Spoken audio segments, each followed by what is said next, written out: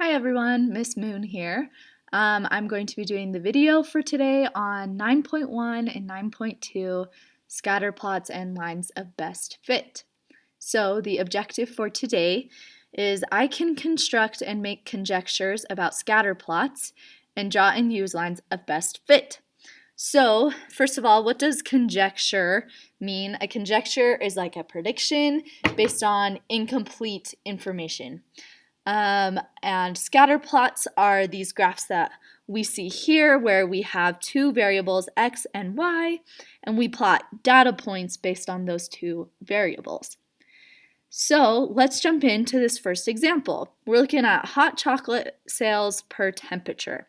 So for our x variable, we have temperature in degrees, and for our y variable, it's the number of hot chocolates sold.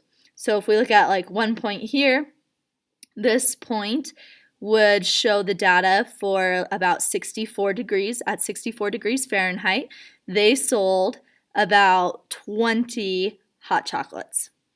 So let's answer some of these questions now that we've looked at the scatter plot. Number 6, does the scatter plot show a linear or non-linear association?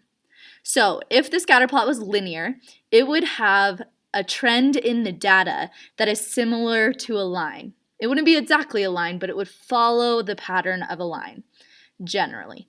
If it was nonlinear, it would follow some sort of different pattern, like maybe the data goes in a curve. All right, so let's look at our plot for this example. These dots generally, except for maybe one random one, follow the pattern of a line, so we're going to say that this scatter plot is linear. Let's do number 7. Does the scatter plot show a positive, negative, or no correlation? So this basically is asking about the trend in the data. If it was positive, then as the x increases, y would also increase. But like in this problem, as x gets bigger and bigger, as it gets hotter and hotter, y, or the number of hot chocolates being sold, is actually decreasing. I mean, that makes sense. If it's getting hot, obviously they aren't going to sell as many hot chocolates. So we're going to say this one is a negative correlation. Another way to think of this is like slope. So if this was our line, the slope of that line would have a negative rise and then a run, a negative rise and then a run, a negative rise, then a run. So it's a negative correlation. Are there any clusters or groupings of data? Not really clear groupings in this one. They're pretty even. Or outliers. Are there any points that are outside of the general trends? Yes. We have an outlier. And it asks where. So this point over here is outside of the trend of the rest of the points. So it is at about 40 degrees. So we will label X as 40 degrees. And at 40 degrees, they're selling only about 13 hot chocolates that day. That's really unusual. Normally about this temperature, they're selling in the 40s for hot chocolate. So we would call this data point an outlier. It's important to notice outliers because they can really throw off your data if you ignore them. Now, these first 3 questions were asking about the patterns that we could interpret from the scatter plot. Now, number 9 is asking us to draw a line of best fit and then write an equation for the line. So a line of best fit is basically where you get to draw a line that is your best judgment of fitting the pattern of the data. So I'm going to slide this in here.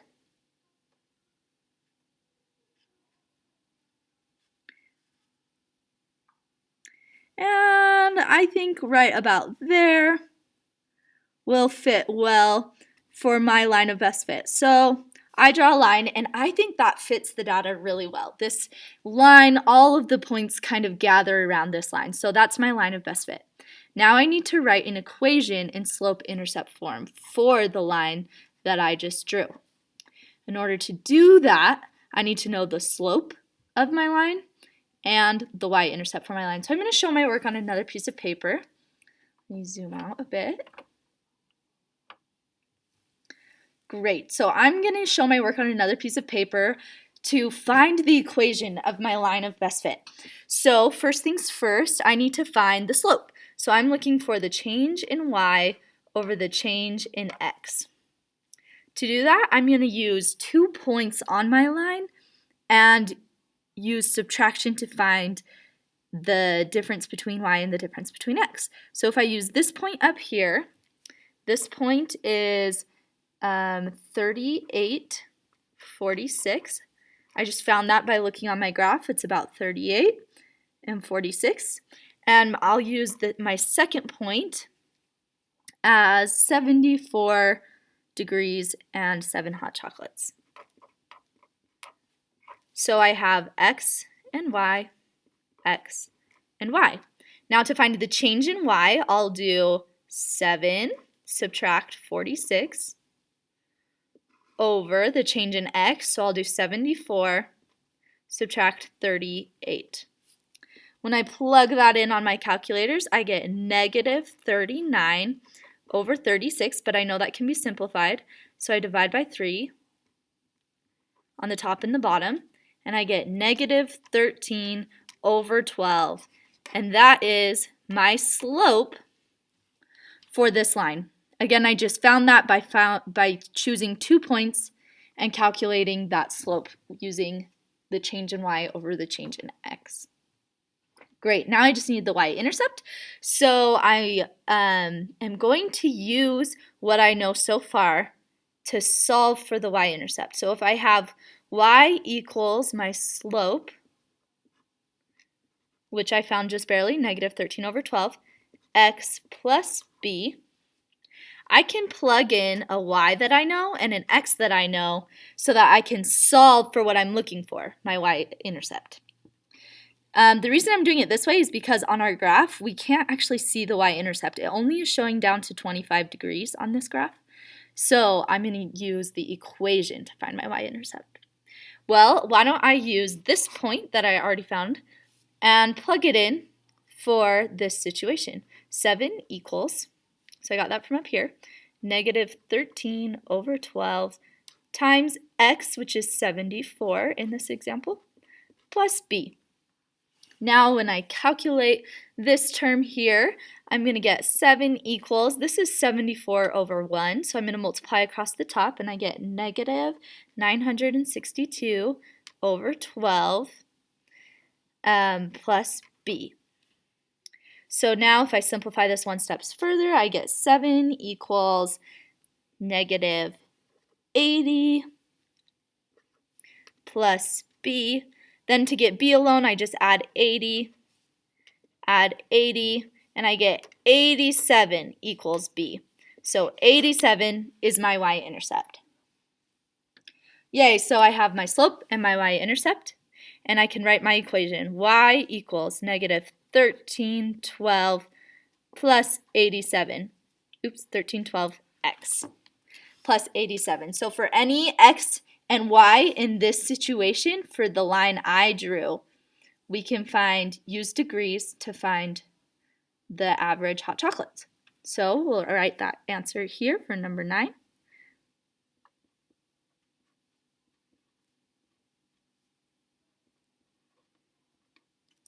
Great. Now, number 10, use your equation to make a conjecture or a prediction about how many hot chocolates there will be at 75 degrees. That question was written wrong, but this is the question we're going to answer. How many hot chocolates at 75 degrees? Well, 75 degrees fits into my x variable. So if I come back to my equation, I can plug in 75 for x, and it will tell me what the average hot chocolates sold on that day. So I do negative 13/12 times 75 plus 87. I plug that all in on my calculator, and I get y is equal to 5.75. So using the equation of my line of best fit, whoops, let me slide that up. Using my equation for the line of best fit, I can plug in the x from the conjecture they wanted me to make, and I'm able to estimate that there will be about, if it's 75 degrees, there will be about 5.75 cups of hot chocolate sold. So over here, I'll say y equals 5.75, or about 6, cups of hot cocoa. Awesome. So there's our hot chocolate example.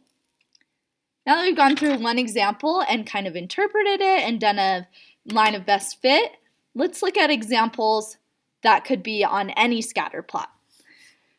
So we're looking at types of correlations and associations. Correlation and associations are just another word for patterns in scatter plots.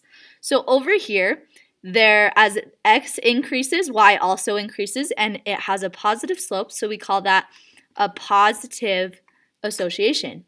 Over here, as x is getting bigger, y is decreasing, and that's a negative slope, so we call it a negative association. Here, there is no positive or negative sloping to it, so we call this no association. Awesome. So that's the variable associations category. You will always be able to say if it has positive, negative, or no association. In the next category, we're looking at linear associations. If the pattern generally follows a line, we would call it linear. And if it follows any other kind of pattern, we would call that a non-linear scatter plot of data. Other patterns to look at, if there's a cluster of a lot of points grouped together in a close location, we would call that a cluster. And if there's a point all by itself that's not following the other trends, we call that an outlier. So whenever you're asked to interpret a scatter plot, you're looking at these three categories and saying if it's positive, negative, or no association, linear and nonlinear, or if there's outliers and clusters. Great. Let's do this last example together. So it says the table shows the life expectancy in years for people born in certain years. So down here, the table doesn't have awesome lines, so I'm going to go through and add in the lines again so that I can see the data very clearly. So our two variables, we have x, which shows years since 1900. So if it's been 0 years, then it's the year 1900. If you were born 20 years from the year 1900, that would be like 1920. We can look down at our y variable and see the life expectancy for people born that many years from 1900. So if you were born 30 years from 1900, you would have a life expectancy, or you're expected to live to 59 years old. So we have x's and y's. Now that we've looked and interpreted this situation, we can do A, construct a scatter plot of the data, then draw and assess a line that best represents it. So to plot points in a scatter plot, we just use our x's and y's to make our points. So if x is 0, y is 47.3. And I'm just going to go through and plot these points. And you should be doing this for yourself as well on your paper.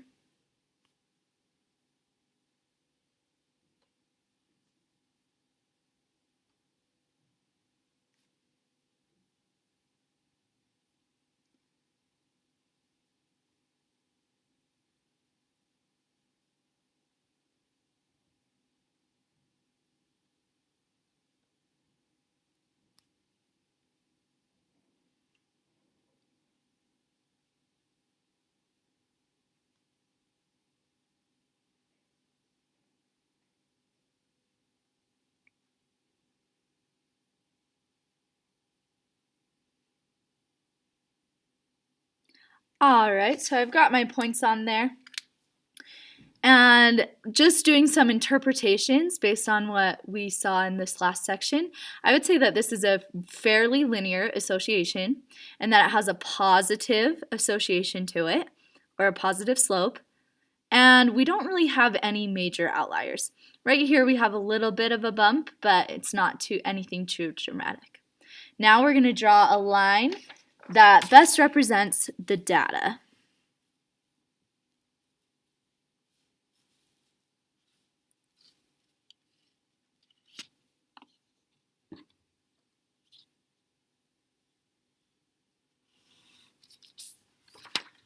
Awesome, so our points are gathered around that line pretty well.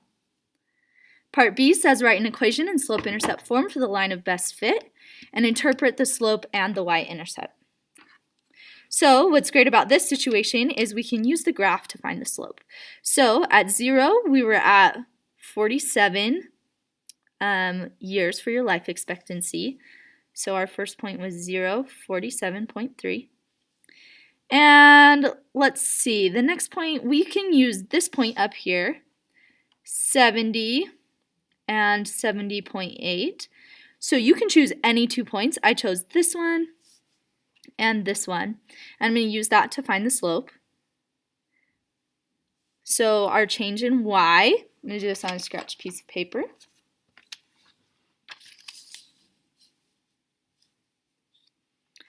Our change in y over our change in x, we'll do 70.8 subtract 47.3 over 70 subtract 0.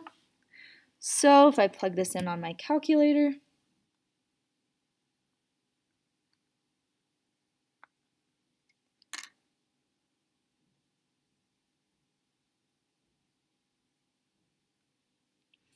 we get 23.5 over 70, and we're just going to leave that there, but about every 23, we go up about 23.5 every 70 years. So we'll use that as our slope. And then our y-intercept we can see right here, when x is 0, y was 47.3. So our y-intercept is 47.3. And we can use this slope and the y-intercept to write our equation. Y equals 23.5 over 70 x plus 47.3. Awesome. So if you chose 2 different points than I did, or your line is slightly different, you might have a slightly different slope than I do. And that's okay. These are just estimates.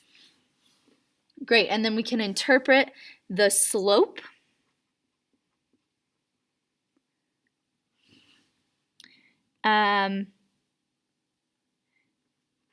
every 70 years, life expectancy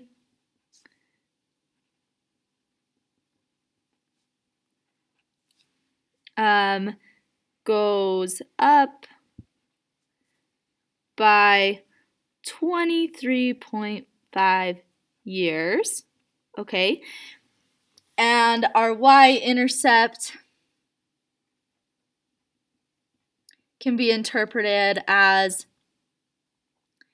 at 0 years from 1900, the life expectancy is 47. Now, part C is where you're going to be able to make a conjecture using your equation. So if your equation is slightly different than mine, that's okay. You might have a different answer.